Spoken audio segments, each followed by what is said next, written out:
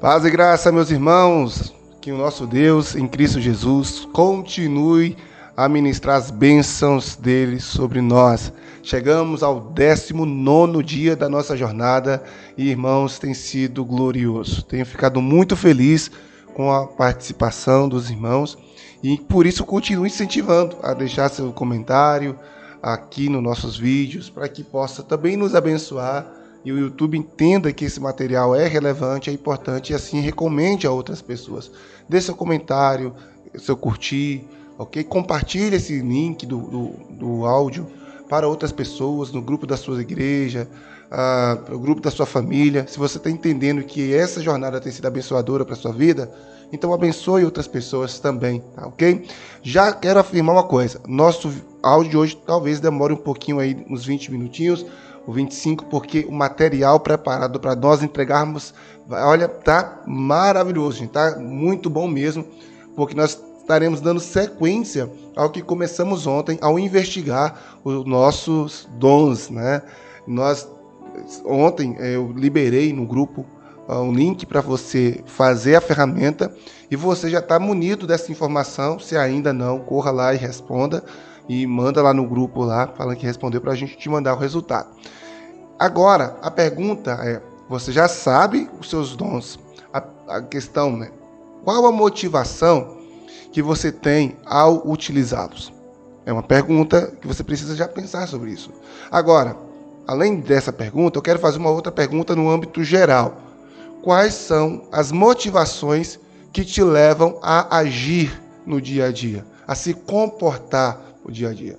Queridos, eu já falo que nós temos aquilo que imaginamos e aquilo que de fato somos. Nós temos as motivações que queremos apresentar às pessoas, as justificativas, as razões, mas nós temos as justificativas e razões internas que muitas vezes nós nem nós mesmos sabemos que era essa motivação que me levava a agir de determinada forma. O assunto de hoje é muito importante. Por isso eu quero te incentivar a permanecer até o final, ok? E deixar seu comentário sobre qual a sua motivação, com base naquilo que você ouvir aqui hoje. Beleza, queridos? Então, até aqui nós temos refletido sobre padrões herdados, pensamentos disfuncionais. Ontem nós falamos sobre talentos e pontos fortes, né? Hoje daremos sequência, né, dando mais um passo, agora de maneira mais profunda nesse contexto, porque iremos olhar para o porquê fazemos o que fazemos. Então, a pergunta-chave de hoje é por quê? Qual o porquê que eu faço o que faço? Afinal, nossas motivações são como raízes invisíveis, né, que sustentam nossas escolhas e comportamentos e muitas vezes não estamos conscientes dessa motivação. Percebe que elas agem de maneira como raízes mesmo, nutrindo, sustentando, mas nós não temos muitas das vezes a percepção de que eu ajo assim pelo motivo assim. Tá certo? Por isso que quando eu leio o texto do livro de Provérbios, capítulo 16, verso 2, a palavra de Salomão aqui é muito oportuna para esse tipo de reflexão. O texto diz que todos os caminhos do homem lhe parecem puros, mas o Senhor avalia o espírito. Percebe? Porque muitas das vezes nós agimos no nosso dia a dia com boas intenções, até querendo bem para a nossa família, para o nosso cônjuge, para as pessoas que amamos, para as pessoas que convivemos, mas muitas das vezes nós nem estamos por dentro do motivo pelo qual eu tenho feito isso. Outras pessoas agem e são interpretadas como maldosas, como individualistas, egoístas, mas nem elas mesmas sabem quais as motivações que a faz agir dessa forma. Por isso, quando lemos o verso, né, de Provérbios, ele vai nos confrontar com uma verdade que às vezes até é desconfortável. Podemos nos enganar muito fácil sobre as nossas intenções. Então, enquanto a aparência externa pode estar sendo bondosa e justa, é Deus que vai conhecer de fato o coração por detrás dessas ações. O coração, os desejos, os medos, as ambições, as carências. Lembra que ele falou para Samuel? O homem vê, né, o exterior, eu vejo o coração. Por isso, quando nós olhamos para esse contexto, não tem como não lembrar de Maslow, né, na sua psicologia lá humanista, e também a psicologia analítica com Jung, né, que nós até já falamos sobre ele aqui. Eles vão ensinar que as nossas motivações muitas vezes se escondem sobre necessidades não atendidas e muitas vezes até complexos inconscientes e até busca por propósito, pertencimento, significado. Tem uma outra teoria, a teoria de autodeterminação. Também nos ajuda a entender 3 necessidades básicas que nos motivam a ter determinados tipos de comportamento. Primeiro, a autonomia. Sentir que está no controle das próprias decisões. Desde quando Eva conversou com aquela serpente e ela foi ludibriada de que ela poderia ter uma vida autônoma e independente de Deus, essa autonomia ela nos persegue, às vezes nos ajuda a alcançar coisas boas, mas uma boa parte delas ruins, principalmente aí totalmente ruim, quando a nossa autonomia é de Deus, quando a gente quer ser um ser independente de Deus. Não dá certo, Deus nos chamou para dependermos dele. Mas, olhando na atmosfera humana, essa autonomia de ter a condição de controlar as próprias decisões é uma busca que é normal, né, e até aceitável até determinado nível, e é por isso que ela é um dos motivos que está por detrás das nossas ações, né, dos nossos comportamentos. O segundo ponto é a competência. É o fato de você se sentir eficaz em poder realizar algo, em se sentir competente para fazer algo. Eu queria que depois você falasse para nós qual foi o sentimento que você teve ao ler o resultado dos seus dons, onde tinha lá a sua percepção e a percepção de até 5 conhecidos seu que você pediu. Obviamente não aparece o nome desses conhecidos, aparecem os dados ali compilados, mas ali a informação que eles deram sobre você, o feedback deles para você. Eu queria que você falasse para a gente como sentiu, sabe por quê? Porque essa ferramenta, ela está te dando ali também a oportunidade de ver suas competências, né? Os dons que você tem, as pessoas reconhecendo isso. Isso é muito bom, querido. Tá? E aí nós temos uma terceira questão que essa teoria da autodeterminação nos traz, que é o relacionamento. Sentir-se que está conectado com outras pessoas. Irmãos, Deus criou o ser humano para ser social. Ainda que muitos não são sociáveis, ele precisa da sociedade, ele precisa do outro para para ter esse sentimento de completude. Inclusive Aristóteles, né, na sua filosofia, ele vai dizer que a polis só se realiza no coletivo, na comunidade, que a eudaimonia, que é esse prazer, essa alegria, só poderia ser alcançada através de outras pessoas. Então nós podemos entender isso, que nós vamos nos sentir realizados em sociedade, em comunidade. Por isso a igreja é tão importante para quem é servo do Senhor. Então, quando essas 3 necessidades, autonomia, competência e relacionamento, e nós vamos ver outras mais, tá? Na nossa palestra do nosso encontro 3, quando essas necessidades, elas não são supridas de forma saudável, aí, meu querido, nós vamos buscar o quê? Compensações. Seja a compensação da aprovação, do controle, da comparação, do poder e até mesmo a compensação da religiosidade superficial. Quando eu falo esse termo religiosidade superficial, quem você lembra? O que vem na sua cabeça quando falo religiosidade superficial? Exatamente, é esses mesmos, os fariseus, os doutores da lei. Eles oravam, jejuavam, davam esmola, para que serem vistos. Está lá em Mateus capítulo 6. E aí nós temos, contrastando isso, Jesus, que nos chama a viver de forma autêntica e inteiramente transformados pelo poder do Evangelho e pelo poder da cruz, porque é através da cruz que nós vamos, de fato, né, ter esse encontro com Jesus, ter essa vida parecida com a de Jesus. E aí a nossa motivação não é mais aparecer, não está mais nessas coisas externas. A nossa maior motivação é amar a Deus e depois amar o próximo como a nós mesmos, que é os 2 mandamentos que Jesus resume.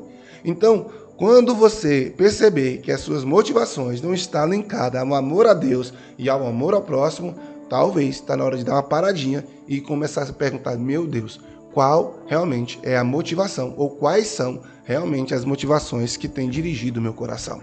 Bom, querido, até aqui então, dito isso, essa parte introdutória, eu quero trazer para vocês, e aqui eu peço que vocês prestem bem atenção, se quiserem, esse texto, esse material que eu escrevi para falar aqui hoje com vocês, está disponível no aplicativo da igreja. E, gente, valorize esse negócio aí, né? Compartilha, comenta e vai lá no aplicativo, leia se você quiser, porque vai te ajudar muito a entender alguns aspectos da sua vida e de como você tem agido, né? E quais as motivações que tem estado por detrás, tá certo? Eu vou trazer aqui 10 exemplos de motivações profundas, de que talvez você nem tenha percebido que são elas que estão guiando o seu comportamento, mas eu não vou apenas colocar a luz sobre isso, né, e clarear isso para que você possa ver, mas eu quero auxiliá-los a lidar com isso, tá? A lidar com isso, a partir de princípios bíblicos e, é claro, também usando aqui argumentos das ciências comportamentais, que é as duas bases desse 40 dias de autoconhecimento e autorresponsabilidade. Beleza? Primeiro, desejo de aprovação e validação. Esse é um dos primeiro motivo pela qual faz muitos de nós agirem. Um detalhe, talvez você não vai se identificar com todos, beleza? Eu vou falar 10 modelos, mas pode ser que você se identifique com um, com outro, com todos, aí você está mais ou menos, precisa urgente de uma terapia aí, se for com todos, né? Mas vamos lá, queridos. Bom, uma pessoa que é motivada pelo desejo de aprovação e validação, geralmente ela quer aquele tipo de pessoa que ajuda todo mundo.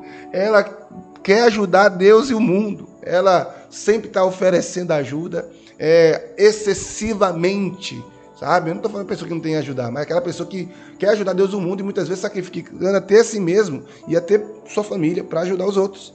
E aí, querido, por mais que ele não percebe, mas ele ali está em busca de elogios, e um desafio grande para essa pessoa é o dizer não, porque ela está sempre buscando ajudar. E dizer não para essa pessoa é um desafio imenso, por isso que ela se sobrecarrega, por isso que ela está sempre atarefada e não sobra tempo de qualidade, porque ela está sempre atarefada. Agora a pergunta é, o porquê, né, que leva essa pessoa a ser tão prestativa ao extremo, excessivamente prestativa? Qual a motivação que está por detrás disso? Né? Podemos então compreender que é uma necessidade de que as pessoas gostem dela. Para que ela possa se sentir valorizada, ela tem que ter essa percepção, não, as pessoas precisam gostar de mim. E um meio pela qual ela quer validar isso, sabe como é? Exato, ajudando os outros. Então, quanto mais eu ajudar, mais as pessoas vão gostar de mim e mais eu me sinto valorizado. Querido, e aí é que está o grande desafio, porque pessoas nesse sentido podem estar indicando um roteiro de vida, sabe? Onde as mensagens que ela recebeu no decorrer da sua vida é que ela deveria ser perfeita, é que ela deveria agradar a todos. E a gente quanto mais tempo você passa no Evangelho, mais essa mensagem vai fazer mais parte de você, né? Que você tá ali ajudando a ser santo, ser alguém perfeito, né? Buscar ser perfeito, porque o nosso Deus é perfeito. Mas entenda bem que tem que ter um cuidado com essa questão, porque esse comportamento pode estar indicando aí uma carência de pertencimento e aceitação, sabe? Aí você precisa compreender se o lugar que você está te dando esse sentimento, está fornecendo a você esse sentimento de pertencimento, está te dando está suprindo essa necessidade de aceitação. E é claro que, a depender do seu nível de necessidade de aceitação e de carência de pertencimento, ainda que o lugar que você esteja suprindo isso, mas talvez você tenha tanto isso que você sente de que eles não estão fazendo isso. É como se a sua família não estivesse te dando, suprindo isso da maneira que deveria, a igreja que você congrega. E, queridos, pasmem, tem muita gente que fica pulando de igreja em igreja porque em lugar nenhum ela se sente pertencente àquele lugar. Porque o lugar, às vezes, não abre a porta para que ela sirva tanto como gostaria de servir, porque ela tem essa sensação sabe? Essa carência de pertencimento muito séria dentro dela. Eu quero deixar uma palavra de Deus para o seu coração, para você que tem esse desejo de aprovação e validação muito alto. Gálatas 1:10. Procuro eu ser aprovado aos homens ou a Deus? Lembre-se, você não precisa ficar sempre buscando ajudar para receber essa validação, porque você já foi escolhido pelo Senhor, você já é amado pelo Senhor e você já é valorizado pelo seu tanto que Ele deu o Filho dele para morrer na cruz por você. Ajudar os outros é importante, é necessário, é crucial o servir. E isso faz parte da nossa identidade como cristão. Mas servir onde a motivação é essa busca por pertencimento, aceitação, essa busca por querer que as pessoas gostem de você e te valorizem, é uma motivação que pode estar te sabotando e nem Deus gosta disso. Por isso eu quero te dar uma palavra para que você pense e, se possível, se você se identificou com esse ponto, anote aí. Fortaleça a sua identidade em Cristo. Busque primeiramente agradar a Deus e não as pessoas, sabe? Pratique a bondade, pratique o cuidado com outras pessoas, mas dentro de um limite saudável, para que você não adoeça e não prejudique também as pessoas que estão ao seu lado, porque da mesma forma que você serve nesse nível, nessa quantidade, você também exige que os outros façam, e pode gerar frustração, porque nem todo mundo vai ter esta necessidade que você está carregando, percebe? Então que Deus te abençoe a lidar com isso, amém? Vamos para o segundo? Vamos para o outro segundo motivo, a necessidade do controle. Querido. Aquelas pessoas que necessitam, elas buscam estar sempre no controle. O desejo de controlar pessoas, o desejo de controlar a rotina, o desejo de controlar o ambiente, o tal do perfeccionismo. Meu Deus. Geralmente, pessoas que servem muito e gostam muito, tá conectadas com o perfeccionismo. Geralmente, os dois andam juntos, tá? Se você só tem um, glória a Deus. Mas geralmente os dois andam juntos. E qual seria a motivação profunda por detrás dessa necessidade de controlar pessoas, rotina, ambiente, esse perfeccionismo? O medo do desconhecido. Ou de ser ferido novamente. Lá no passado alguém te feriu, lá no passado você se machucou, ou no passado você tomou uma decisão em algo desconhecido e não foi do jeito que você queria e gerou e gravou isso na memória. Então agora, para você não passar pelo que você passou de novo, você quer controlar tudo. Pessoas tem que ser daquele jeitinho, sabe? Controlar tudo. Se vai fazer uma compra, meu Deus do céu, você tem que verificar tudo para não cometer um erro. Cuidado. Olha, naquelas teorias do esquema de Jung, que nós já vimos aqui nos nossos devocionais, ele vai dizer de um esquema chamado hipervigilância ou punição. Também no livro Inteligência Positiva, tem também esse sabotador chamado hipervigilância, onde as pessoas elas estão o tempo todo buscando controlar tudo, sabe? Para que nada foge do controle. Com filho, misericórdia. Você que é mãe, vai perceber essa hipervigilância quando você não quer que seus filhos fiquem no chão, fica ali limitando quem é que pega. Me perdoe aí, gente, o exemplo, não leve pro lado mal, tá? Mas é como se fosse aquela vaca parida que qualquer pessoa que vai tocar no seu bezerrinho já pula ali, enfim. Quer saber onde o menino estava, onde ele deixou de estar 24 horas, seu marido 24 horas, quer controlar tudo, vai comprar algo, tem que pesquisar 300 mil vezes para poder não tomar uma decisão errada e sofre com isso, vai tomar uma decisão de mudança de vida, mudança de rota, mudança de emprego, a decisão quase que te mata. Você sofre tanto com a decisão que quando você toma a decisão, aquela descarrego, aquela adrenalina vai embora, você se sente cansado. Gente, cuidado isso. Porque pode ser uma distorção cognitiva. E aí, essa distorção, ela pode ser do tipo catastrófica, sabe? E o medo de alguma coisa dar errado, o medo de perder o controle, acaba te sugando muita energia. E qual a motivação por detrás desse comportamento? A Bíblia vai dizer lá no Salmo 37, verso 5, um direcionamento para nós, mas eu vou ler esse versículo daqui a pouquinho para você, mas eu quero te falar uma coisa. Não queira controlar tudo, porque você vai viver em estado de alerta todo o tempo, e isso vai te levar a ansiedades, a quadros grandes de ansiedade e de angústia, e você vai viver em muito estado de sofrimento. Isso pode ser prejudicial para a sua saúde. Por isso, eu quero te deixar uma palavra. Salmo 37, verso 5, que é talvez o salmo mais desafiador para quem é hipervigilante. Entregue seu caminho ao Senhor, confia nele e ele agirá. Pessoa hipervigilante, ela pode ter uma fé muito grande, mas ela pode talvez não confiar na mesma proporção, porque ela quer controlar tudo a ponto de não dar nem espaço para Deus agir. Ora, não, Deus, está demorando demais, deixa que eu faça aqui. Olha, confie em Deus. Entregue as áreas da sua vida em oração, sua família, seus filhos, seus negócios, suas tomadas de decisão, e aprenda a confiar, porque nem sempre as coisas vão sair do jeito que você gostaria. Aceite a vulnerabilidade, aceite que você pode errar, e quando errar, tá tudo bem, você vai seguir em frente. Comprou algo, não deu certo, não era aquilo que você gostava, ok, você vai trabalhar para poder lidar com isso e seguir em frente. Aceitar que as coisas também podem dar errado, porque faz parte da vida. A gente vive e muitas das vezes na vida a gente adoece. A gente queria adoecer, não, mas muitas vezes a doença vem e a gente pega a gente desprevenido, porque faz parte. O caos também faz parte da vida.